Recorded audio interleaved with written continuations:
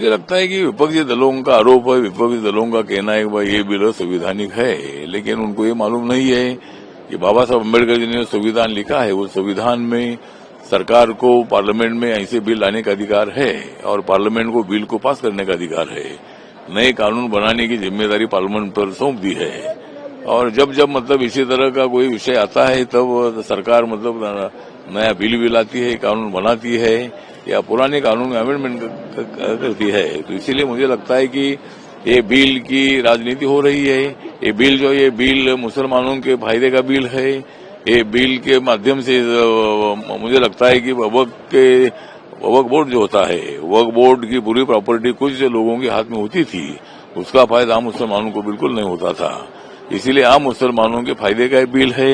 Opposition को इसमें कोई अमेंडमेंट करने की सुझाव करने का अधिकार है और सरकार मतलब इस बिल को इसलिए पास कर रही है कि गरीब मुसलमानों का फायदा हो और इसीलिए अब विपक्षी दलों ने राजनीति नहीं करनी चाहिए और मुस्लिम समाज ने भी ये बिल अब उनके विरोध में ऐसा नहीं सोचना चाहिए। नरेंद्र मोदी जी की सरकार मुसलमानों को ज्यादा से ज्यादा फायदा देना चाहती है।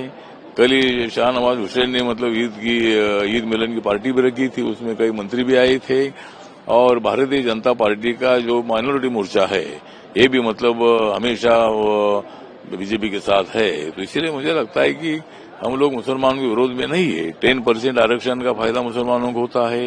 जनधन योजना हो, उज्ज्वला योजना हो, मुद्रा योजना हो, आयुष्मान भारत योजना हो, ये सभी योजनाओं में मुस्लिम समाज को भी फायदा होता है। तो इसीलिए हम मुसलमान के विरोध में नहीं है और इसीलिए ये बिल मतलब दोनों सभागृह में पास हो जाएगा और आम मुसलमानों का इसमें बहुत बड़ा फायदा होगा। लेकिन sir, all India Muslim personal law board ने एक प्रेस कॉन्फ्रेंस किया है कुछ देर पहले, उन्होंने क्लैरिफाई कर दिया कि अगर ये बिल पास होता है तो हम पूरे नेशन वाइड मूवमेंट करेंगे। मुझे लगता है कि मूवमेंट करने का उनको अधिकार है। लोकतंत्र में अगर हर विषय पर कोई भी सरकार अगर निर्णय लेती है तो विपक्षी दल होता है, विपक्षी दलों को आंदोलन करने का अधिकार है। जो मुस्लिम पर्सनल लॉ बोर्ड है तो उनका भी कहना है कि भाई ये बिल हमारे विरोध में है, लेकिन उन्होंने इस बिल को पढ़ना चाहिए।